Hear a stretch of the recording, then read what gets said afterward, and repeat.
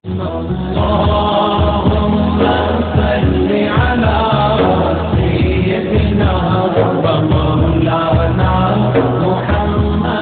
جی، ایک بات ہمیں کامن لگتی ہے بڑی، آج سارا ملک سوگوار ہے۔ ڈاکٹر صاحب آپ کو پتا ہے کہ غازی ممتاز حسین قادری رحمہ اللہ جو ہے ان کو شہید کر دیا گیا کل۔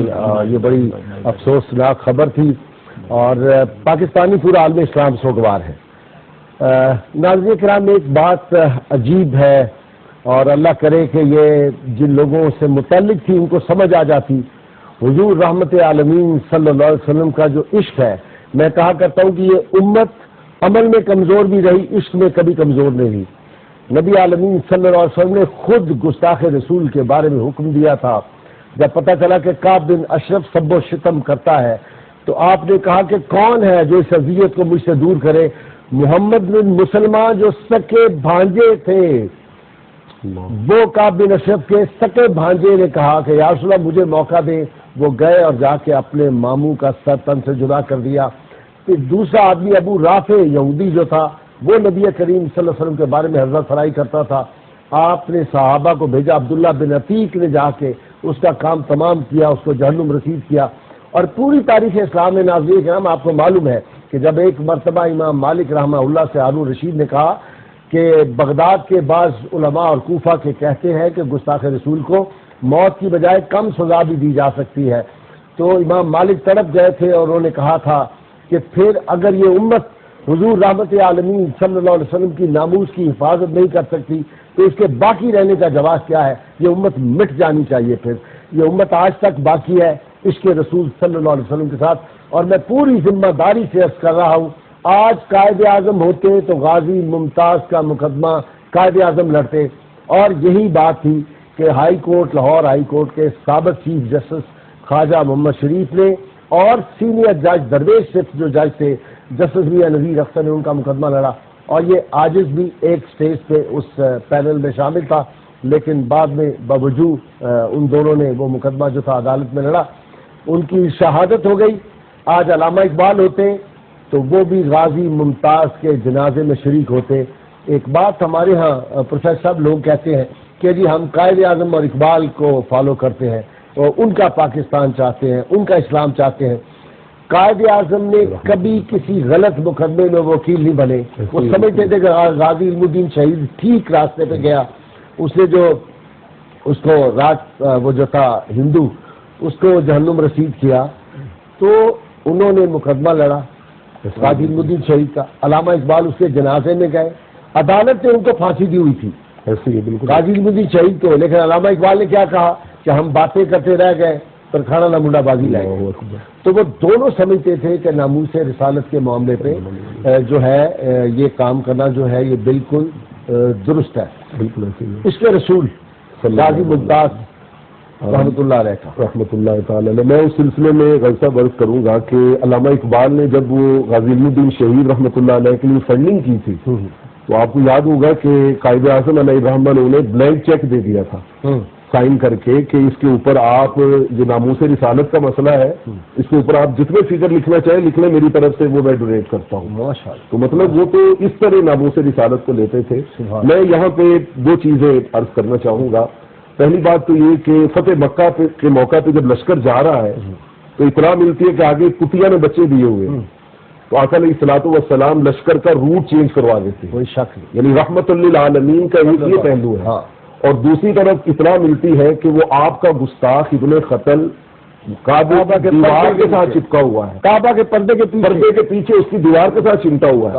آپ کہتے ہیں کہ بھلے وہ پردے کے پیچھے اس کو وہیں پہ قتل کر دیں، اس کو وہیں پہ قتل کیا جاتا ہے۔ تو یہ ناموس رسالت تو وہ خواجہ غلام فخر الدین سیالوی رحمۃ اللہ تعالی علیہ نے، آپ بہتر جانتے، بڑی خوبصورت بات ہے کہ باب جبریل کے پہلو میں ذرا دھیرے سے فخر کہتے ہوئے جبریل کو یوں پایا گیا، اپنی پلکوں سے درے یار پہ دستک دینا، اونچی آواز ہوئی عمر کا سرمایا گیا۔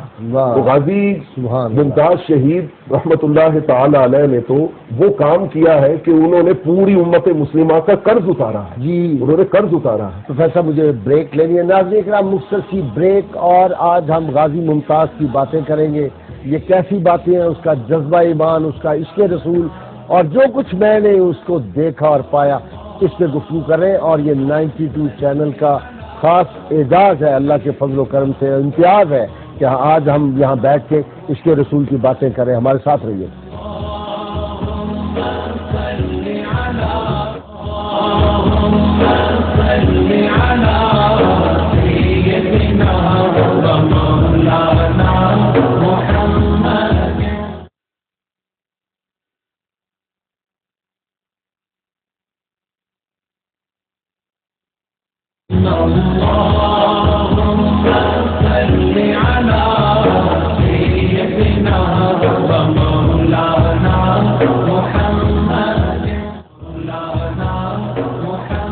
ویلکم بیک ناظرین کرام. وقفے نے مجھے جوائن کیا ہے ماہر اقبالیات اور double P H D doctor Tahir Hamid Tanoli صاحب نے، اور ڈاکٹر صاحب جو ہے علامہ اقبال کے حوالے سے اتھارٹی سمجھے آتے ہیں. ڈاکٹر صاحب ویلکم، آپ تشریف لائیں. شکریہ. ڈاکٹر اظہر، عشق رسول جو ہے یہ ہماری مائیں جب ہم پیدا ہوتے ہیں تو گھٹی سے بھی پہلے ہمارے دائیں کان میں اذان دے دی جاتی ہے، بائیں کان میں تکبیر کہہ دی جاتی ہے، اور یہ اعلان اس بات کا نہیں ہوتا کہ میرے بچے آج سے تمہیں میں محمد عربی صاحب کی غلامی میں دے رہی ہوں. سبحان اللہ. ایسی بات ہے. زاہد صاحب، عشق رسول کا اسلوب ہم نے قرآن مجید سے سیکھنا ہے، سبحان اور صحابہ اکرام کی سیرت سے سیکھنا ہے، سبحان اور حضور کریم صلی اللہ علیہ وسلم کی تعلیمات سے سیکھنا ہے. تو قرآن مجید کہتا ہے یا ایھا الذین آمنوا لا تقولوا رائنا، اے اہل ایمان بارگاہ رسالت میں رائنا کا لفظ استعمال نہ کرو. جب حضور اکرم صلی اللہ علیہ وسلم کی کوئی بات تشریح طلب ہوتی تو صحابہ اکرام عرض کرتے رائنا یا رسول اللہ، اے اللہ کے رسول صلی اللہ علیہ وسلم ہماری رعایت فرما دے. اس لفظ کو بگاڑ کر قریش مکہ نے اور کفار مکہ نے رائنا بنا دیا، جس کا مطلب تھا اے ہمارے چرواہے، اور مذاق اڑایا گلی کوچوں میں کہ دیکھیں ان کے صحابہ خود ہی ان کو رائنا کہتے ہیں. یہ بات جب حضور اکرم صلی اللہ علیہ وسلم تک پہنچی تو آپ کی دل آزاری ہوئی، اور فوراً قرآن مجید کی آیت اتری کہ اے اہل ایمان بارگاہ رسالت کا معاملہ بڑا نازک ہے. ادب نفس گم کردہ می آیت جنید و واجدی دیجا، ادب گاہی زیر آسماں از عرش نازک تر، نفس گم کردہ می آیت جنید و واجدی دیجا. اے اہل ایمان ایسا لفظ بھی اس بارگاہ میں استعمال نہ کرو جس سے ملتے جلتے لفظ کا معنی اچھا نہ ہو.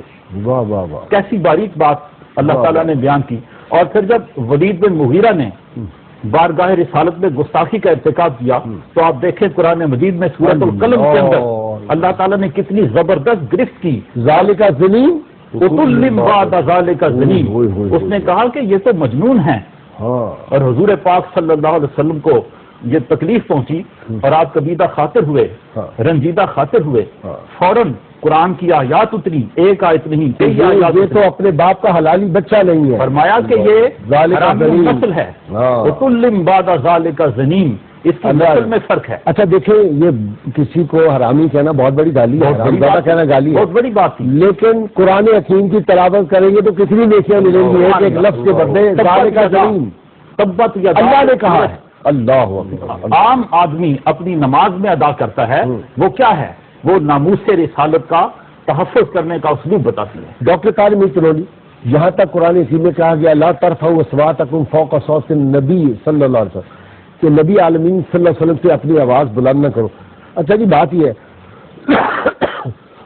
سوری، ایک صاحب نے کہا کہ یہ کالا قانون ہے. لوگ پوچھتے ہیں کہ یہ گستاخی کیسے ہو جاتی ہے. میں یہ سمجھتا ہوں کہ دیکھیں جو 295 سی ہے نا، اس کے الفاظ یہ ہے کہ جو کوئی محمد عربی صلی اللہ علیہ وسلم کی شان میں اشارتاً، کنایتاً، لفظاً، زبانی کوئی لفظ گستاخی کا کہے گا وہ اس کی سزا موت ہوگی. یہ ہمارا قانون ہے.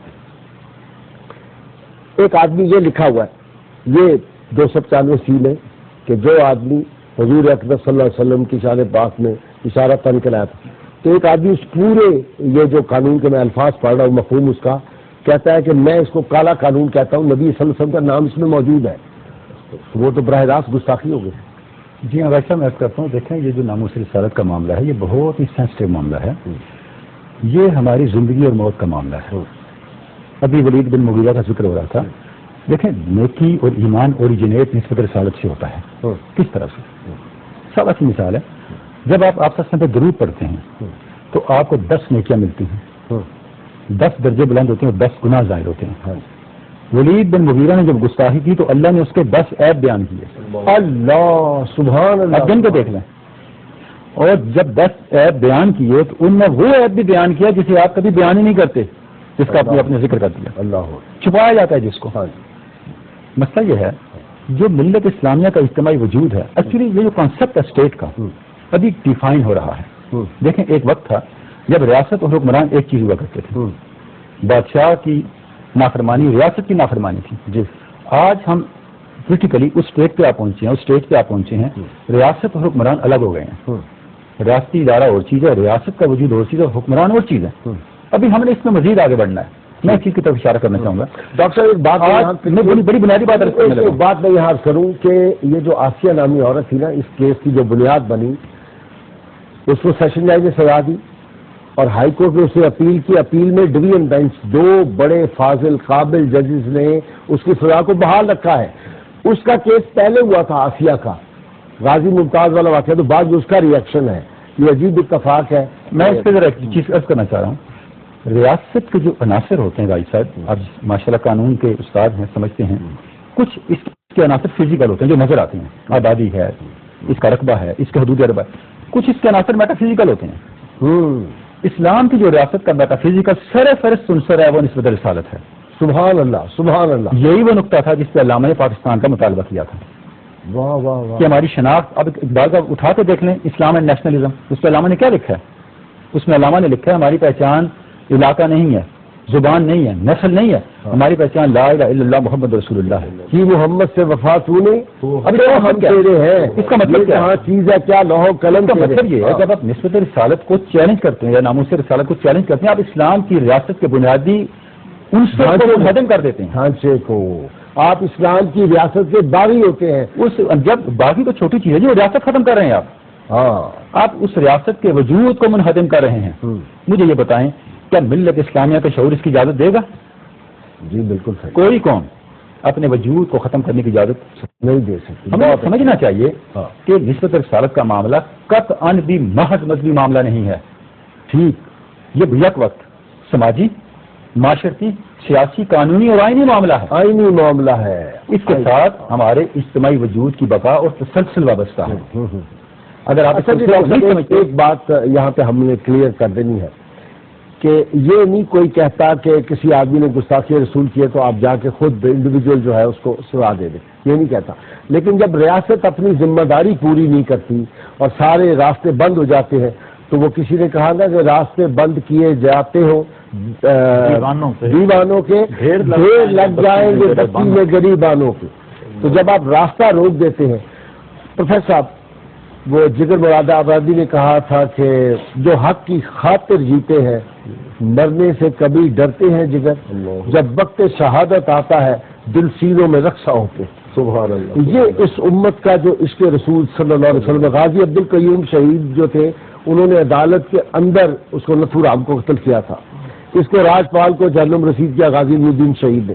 اور یہ غازی ممتاز رحمۃ اللہ علیہ جو شہید ہے, انہوں نے ایک مارکہ بپا کیا ہے. بہرحال ان کی بہت بڑی کنٹریبیوشن ہے.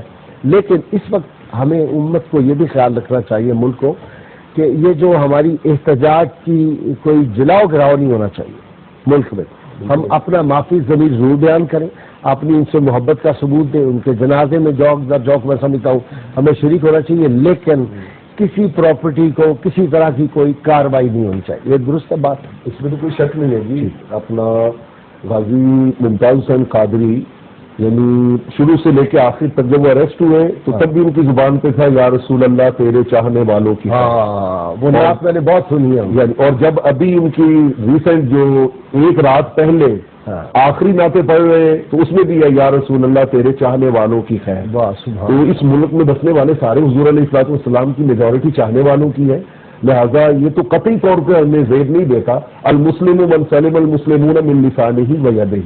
جو آپ نے بات کی ہے, مجھے حضرت عبداللہ بن حذافہ یاد آ رہے ہیں, حافظ ابن کثیر ان کو لائے کہ جب وہ سیدنا فاروق اعظم رضی اللہ تعالیٰ عنہ کے زمانے میں اریسٹ ہو گئے نا, اور بادشاہ روم کے بادشاہ کا ان پہ دل آ گیا تو اس نے ایک آفر کی. اس نے کہا کہ ماں لکا ان تتنصر آتیتک نصف ملکی، فرمایا تو عیسائی بن جا، میں تمہیں آدھا ملک دیتا ہوں. تو حضرت عبداللہ بن حذافہ کا جواب سنیے، ناموس رسالت کا نازک مسئلہ ہے.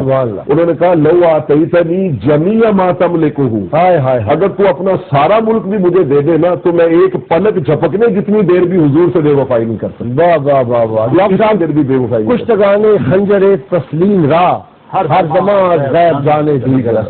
واہ واہ واہ، یہ کیا جی محبت رسول اور عشق رسول سنت کا رہا. آپ دیکھیں نا جی، اختر شیرانی کا ایک واقعہ میرے ذہن میں آ رہا ہے جس کی تصدیق ان کے اسکالر بیٹے نے کی ہے. اختر شیرانی کسی ہوٹل میں، مقامی ہوٹل میں بیٹھ کر نئے لالا فام پی رہے تھے. اس ہوٹل کے پاس ایک چرچ تھا. چرچ سے کسی پادری کی ہرزہ سرائی اور توہین رسالت کی آواز آ رہی تھی. اختر شیرانی سے ضبط نہ ہوا. جب وہ فنکشن ختم ہوا اور وہ پادری صاحب اکیلے باہر نکلے تو اختر شیرانی نے اپنی بوتل اٹھائی اور اس کا سر پھاڑ دیا. وہ قتل ہو گیا. مقدمہ چلا اور جج نے جو جواب لکھا، جو فیصلہ سنایا، وہ قابل غور ہے. جج نے کہا کہ یہ شخص پیشہ ور قاتل نہیں، لگتا ہے کہ اس کے جذبات کو اتنا مشتعل کیا گیا ہے کہ یہ اقدام قتل پر مجبور ہو گیا ہے، لہذا مقدمہ خارج کیا جاتا ہے. واہ واہ واہ.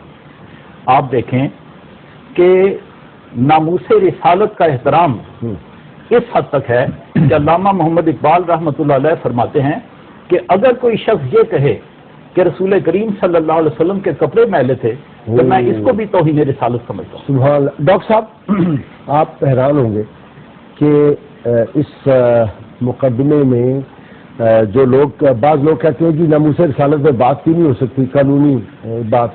میں یہ کہتا ہوں کہ یہ ہمارا اسپرچل نو گو ایریا ہے. ناموس رسالت کا جو قانون تھا یہ چیلنج ہوا ہائی کورٹ میں بھی، اور وہاں پہ فل بینچ جو تھا ہائی کورٹ کا اس نے کہا کہ اس کی کوئی شک جو ہے یہ آئین کے خلاف نہیں ہے، آئین سے متصادم نہیں ہے. 245 کا قانون سپریم کورٹ میں چیلنج ہوا، سپریم کورٹ کا بھی یہی فیصلہ آیا کہ اس کی کوئی شک جو ہے یہ فنڈامنٹل رائٹس کے اگینسٹ نہیں. اب صورتحال ہے، یہ فائنل ہو چکا ہے، اس پہ ہم کسی کو اجازت نہیں. یہ ہمارا اسپرچل نو گو ایریا ہے. کوئی بندہ اٹھ کے کہے گی گھنٹہ کا پلانٹ میں وہاں جاتا ہوں، میرا فنڈامنٹل رائٹ ہے، میں جا کے وہاں دیکھوں، ہم اجازت دیں گے؟ نہیں، ایسا میں عرض کرتا ہوں، جس طرح میں نے شروع میں عرض کیا، یہ ہماری اجتماعی وجود اور ریاست کا ایک ستون ہے، اس کا ایک بڑا بنیادی عنصر ہے. اس کی مثال ایسے سمجھیں، جسم سے روح نکال دیں، جسم کی کیا حیثیت ہے؟ اہل مغرب نے اس پہ بڑا اعتراض کیا کہ کعب بن اشرف کو آپ نے کیوں قتل کروایا. ڈاکٹر حمید اللہ نے اس پہ ریسرچ کی، اچھا، اور خود جا کے پوری لوکیشن دیکھی، ریاست مدینہ کو دیکھا، اچھا، کعب بن اشرف کا وہ گھر دیکھا جہاں پہ اس کو قتل کیا گیا تھا، قلعہ دیکھا. اس کے بعد بڑی ڈیٹیل لکھی کہ انٹرنیشنل لا کے کسی بھی سیکشن میں کسی بھی شک کے تحت یہ قانون کے خلاف نہیں تھا. کیوں؟ وہ ریاست مدینہ کے خلاف بغاوت کر رہا تھا. کون سا دنیا کا آئین ہے جو اپنے خلاف بغاوت کو جو ہے اس کی اجازت دیتا ہے؟ پاکستان کا آئین دیتا ہے، سزائے موت نہیں ہے. آرٹیکل کیا کہتا ہے؟ عرض کرنے کا مقصد یہ ہے کہ آپ سورہ تبت یدا ابی لہب وتب کو پڑھیں. اہل ایمان کے بلڈ کے اندر، ان کی جینیٹکس کے اندر یہ چیزیں بلٹ ہے کہ کائنات کی ہر چیز ہیچ ہے اس نسبت کے سامنے. دیکھیں انسان کی زندگی کی پوری کمائی کیا ہے؟ اس کی شخصی وجاہت، اس کا مال و دولت، اس کا خاندان، سب کچھ. سورہ لہب ہمیں بتاتی ہے کہ سب کچھ بے اثر ہو گیا ایک وجہ سے. کیا؟ اس نے ذات رسالت مآب کے احترام کا لحاظ نہیں رکھا، لہذا سب کچھ زیرو ہو گیا. جو زندگی ہے ملت اسلامیہ کی، ہمارے ایمان کی، ہمارے اجتماعی وجود کی، ہماری تہذیب کی، وہ صرف اور صرف نسبت رسالت کے احترام کے. ڈاکٹر صاحب 1930 میں شہادت ہوتی ہے غازی الدین شہید کی، اور 35 میں غالباً غازی عبد القیوم کی. وہ علامہ نے جو لاہور اور کراچی لکھا، نظر اللہ سے رکھتا ہے مسلمان غیور، موت کیا شے ہے؟ فقط عالم معنی کا سفر. ان شہیدوں کے دیے اہل کلیسا سے نہ مان، قدر و قیمت میں لہو جن کا ہے حرم سے بڑھ کر. سبحان اللہ، سبحان اللہ، سبحان اللہ. محمد کی محبت دین حق کی شرط اول ہے، اسی میں ہو اگر خامی تو سب کچھ ناممکن.